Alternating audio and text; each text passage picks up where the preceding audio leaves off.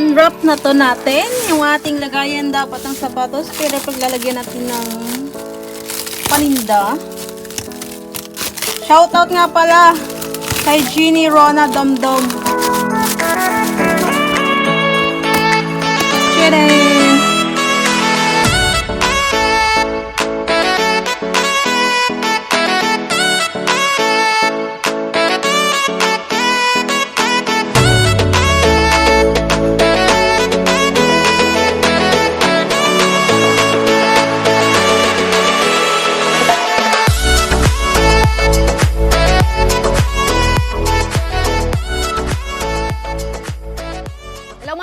Welcome sa aking YouTube channel. Ako po si Lizelle Domdom, ang inyong tinderang taga Batangas. For today's video, ang isi-share ko sa inyo itong na-assemble ko na patungan ng ating paninda, yung rack, yung shelves, ayun kung ano-anong tawag dito sa Lazada.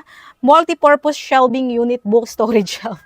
In short, patungan ng ating paninda dito sa Sari-Sari Store. Ito yung pinakamagandang ilagay natin sa Sari-Sari Store para mas organize yung ating tindahan. At tagal ko nang gustong bilhin to, syempre, budget lagi. Dahil nabili ko to mga kasari sa halagang 1,695 pero original price niya ay 1,950. Pero kung titignan mo ngayon sa Lazada, ito ay 1,701 na lang. Pero wala na siyang voucher. So mas mahal pa rin to sa kung bibilin mo ngayon. Kaya kung bibili kayo, dapat yung naka-sale. Yung 2233, ayan, abangan nyo sa 33 para may voucher kayo. So ito yung previous vlog ko ay pinakita ko sa inyo kung paano i-assemble. Pero hindi naman kabuuan ng pag-assemble ang pinakita ko sa inyo dahil naubos yung storage ko doon sa aking cellphone, kaya kaunti lang napakita ko yung mga importanteng detalye lang.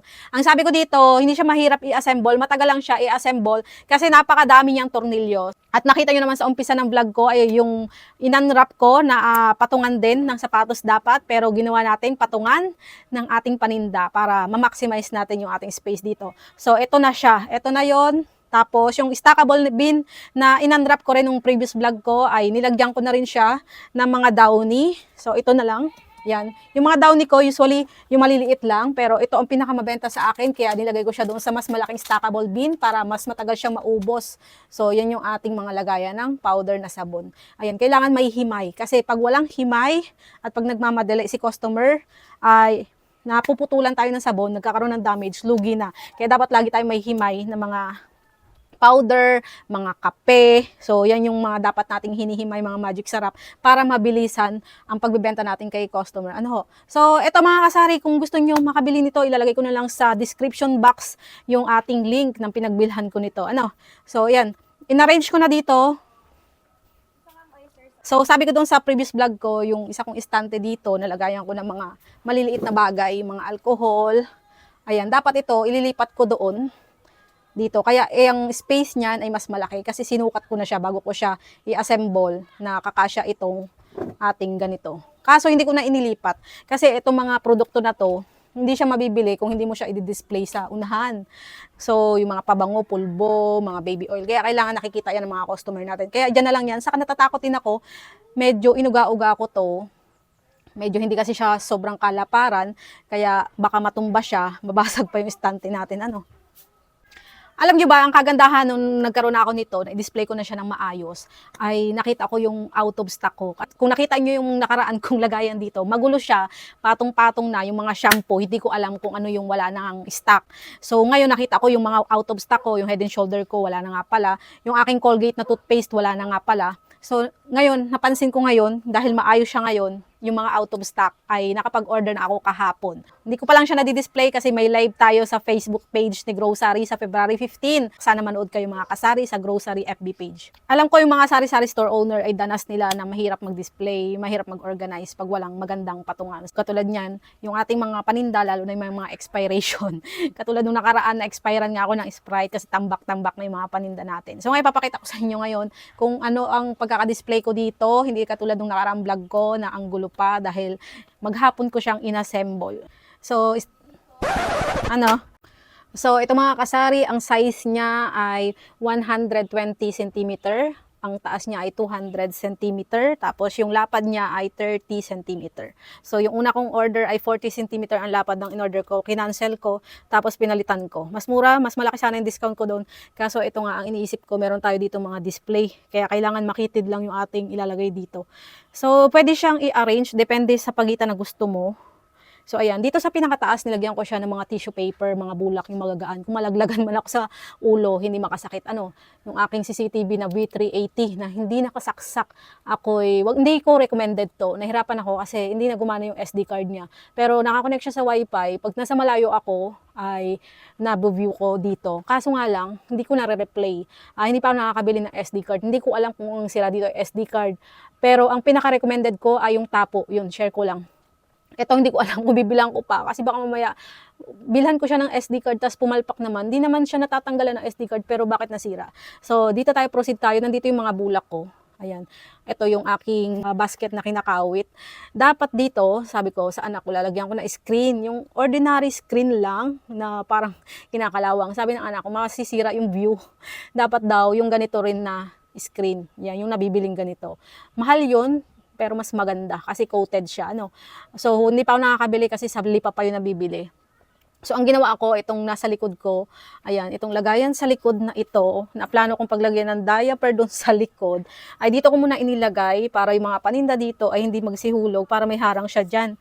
So, dito ko na rin sinabit yung ating basket na yan. So, nandito yung aking mga sabon, pinagsama-sama ko na para pag sinabi ng customer sabong panligo, alam na agad ko saan titingin. Magkakasama na sila dyan. Ayan. So, pagkatapos dito, shampoo, conditioner, toothpaste. Yan. Yung para sa mga hygiene, nandyan yung mga ating cotton buds. Tapos, dito, ito nabili ko rin siya Shopee, 4 na layer to. So yung 2 layer nandoon sa loob namin para lagayan din sa harapan ng salamin. So dito ko nilagay yung mga maliliit na bagay na para hindi mawala. Ayan yung mga salompa sa Band-Aid. So meron din tayong mga paninda na ganyan. So ito naman ating mga Rexona, yung mga maliliit din. Itong lagayan na to, ginawa ko to para dun sa Choco Mani. So dahil nag-effort ako dyan, nang hinayang ko itapon. So nilagyan ko na lang ng Rexona. So okay naman siya, matagal na ito sa akin. Ayan, ito hindi dito dapat to nakalagay. So, dito muna siya. Tapos, nandito yung lighter. Yan. So, yan. Nasa stackable bin para mas organized. So, ito yung shinare ko sa inyo na lagayan ng sapatos. Mukha naman siyang matibay. Ayan. Mas maganda kung meron siya dito para stable. Hindi katulad nito kasi ito ay gumagalaw. Dapat lalagyan mo to ng tape na papel dito sa paahan niya para hindi masyadong gumalaw. O kaya, anuhan nyo ng basahan. Maliit lang o kaya rubber. Pero stable naman siya, hindi naman siya malalaglag dyan. So nandito yung ating mga toothpaste, yung mga conditioner natin sa ating sigarilyo. Yung mga sabon natin nandito sa baba. Yan, panghugas. Kasamahan ng panghugas, ito mga Scotch Brite. So, dahil na-organize ko na, napansin ko wala na pala akong Joy. Asang-asa ako, marami pa akong Joy. Yung pala ito na lang natira. So, nakapag-order na rin ako, nandoon pa sa box. Hindi ko pa siya na-unbox dahil gagamitin natin yung sa live. So, yan, pag may bumili, ito muna i-recommend ko. Kasi hindi pwedeng buksan. Kailangan sa mismong live ko buksan. So, ito yung ating mga toothbrush. Marami tayong toothbrush dyan. Ito mura lang ang bili ko nito, parang 15 pesos o wala pa. So tatlo yung binili ko niyan, yung iba lagay na school supplies. Ito yung ating mga steel wool at saka yung ating mga Scotch Brite. So sa baba ko na nilagay ang ating timbangan. Ayan. Itong huli kong tinimbang. Wala na nga pala akong 1/4. So itong kalahati ng sukal sa grocery, ito na lang ang tinimbang ko. Para gawing 1/4. Nandoon pa rin kasi sa box yung aking asukal. So hindi ko pa rin siya talaga binuksan. So dito naman yung ating mga dishwashing liquid. Ito yung ginawa kong dishwashing liquid. Tapos ito yung Max Glow. So yan lang siya mga kasari. Tapos dito sa parting taas, dapat ito tatanggalin ko na. Hindi ako makakakita ng plies. Yung plies na patanggal ng alambre. So ang ginawa ko, nilagyan ko na lang. Ako lang kasi ang nag-ano niyan. So nilagyan ko na lang hanggang dito. Para may pang-display din. Kasi ito, wala na akong mapaglagyan. Bala ko sana doon ilagay. Kaso, ayan, sabit na lang. So yan, gagabihin na naman tayo dito sa pagbablog. Ayan, nandito yung ating mga SIM cards. So, ito yung sinasabi ko sa inyong dati kong patungan. Nilagay ko na siya. Diyan ko nilagay mga plastic, straw, disposable cups. Saka yung mga stock natin dyan. So, yun nandun sa ilalim yung 1.5. Ayan, sa taas nilagyan ko. Ayan, para lumuwag dito. Maluwag. So, yan mga typewriting yan. Ang pinakamalakas ko ay letter, kaya per ganyan, per box na yung bili ko. Tapos, iyan ang sa likod niya mga kasari. Ayan, meron tayo ditong document tray. Napakalaking tulong din yan kasi nung wala ako niyan, ako, lagi akong may damage na typewriting. So, meron tayong mga folder dyan na okay ang kanyang tayo. Ang problema ko dito ngayon ay maalikabok kasi sobrang hangin dito. So, yan. So, yan lang mga kasari, yung i-share ko sa inyo, itong kabuuan ng ating shelf, ang ating patungan ng paninda. So, yan siya. Okay naman siya. Lumuwag na dito, kasi dito dati, karibok. Yung mga dishwashing liquid ko nandun nakalagay. So, ngayon ay kita na siya. May bumili na kanina kasi nakikita na siya sa labas. Dahil yung mga candies ko dito, inayos ko na siya dito. Inilagay ko na doon. Kaya ako na ilagay dyan kasi naubusan na ako ng chichiryang malaki. Bibili na. So, yung dati kong lagayan dito, yung patungan ko dito, ito na siya. Dito ko inilagay yung mga candies ko na para makita ng mga bata kasi tabi na siya ng bintana. So, may nakapansin na sa paninda ko na mas maganda daw yung arrangement ko ngayon, mas maaliwalas, mas maliwanag. Hindi na raw gulo-gulo, hindi katulad dati natambak dito yung mga garapon. So, wala talaga akong magagawa doon kasi wala talaga akong space. So, share ko lang mga kasari, ito BO yung aking slime. Malambot ang aking nabiling slime. Hindi ko alam kung pwede pa to ibalik. Tapos medyo lumiwanag din dito yung aking mga nakalagay dyan ng mga face mask. Tinanggal ko na kasi hindi siya masyadong mabenta yung mga KF94. 3D lang nga mabenta sa aking face mask. So lumiwanag na siya dyan. So dito lumiwanag na rin kasi yung mga tambak dito tinanggal ko na rin. So mga pambata lang ng diyan. So na-maximize ko talaga yung space na to kasi ito dati nakasingit-singit lang doon sa mga lagayan ko ng candy box. Doon lang mga nakasingit sa gilid-gilid. Kasi pwede mo siyang isingit sa gilid-gilid. Ang problema, pag sinisingit mo siya ng ganun, mahirap dukutin, hindi rin nakikita ng customer. So, ngayon, tuwang-tuwa ako kahit paano na meron na tayong ganyan. Ayan. Tapos, plano ko pang bumili ng stackable bin. Ting mga magic sarap, gusto ko ring ilagay sa ganyan, yung mga nahimay na. So, yun, gusto ko ilagay doon. Pero itong mga shampoo ko, okay na yan sa ganyan. Okay na yan sa ganyan. Tapos, yung mga sabon ko, sadya naman ganyan ang arrangement niyan. So, yan lang mga kasari. Kahit pa paano okay na siya. So, dito yung mga display ko, itinaas ko na. Kaso nga lang, ilang layer yung mga nakasampay dyan. Kaya medyo tumaba yung ating sampayan. Ngayon mga kasari, hindi na ako mahihirapang maghanap ng paninda. Hindi na rin ako mahihirapang mag-inventory o maghanap kung ano yung kulang. Katulad yan, may pwesto ditong may kulang. Kasi dati, alam niyo ang patas ko dyan, yung patong-patong, lahat ng toothpaste. Lahat ng toothpaste ko, sama-sama na sa isang lagayan dahil nga wala na mapaglagyan. So, ganito yung style niya. Hahanapin mo na lang ng ganyan. Para ka nangunguto. Kung anong hinahanap mong produkto. Pero ngayon, nakapatas na siya ng ganyan. Ayan, madali mo nang mahanap kung ano yung wala. Dahil wala na siya dito sa spot niya. Yung shampoo lang ang kulang ang ating lagayan kasi ito doble-doble ito. Sunsilk at saka Head and Shoulder, ito ay Sunsilk, ito ay Dove. Yan, Dove at saka Sunsilk, Palmolive. Dito naman lahat ng klase ng Palmolive. Gusto ko sana perbaration pero wala na, ganyan na lang talaga. So ito napakalaking tulong na meron akong nabiling ganito. Yung lagayan ng sapatos na maximize ko ang space na lagyan ko pa dito sa taas.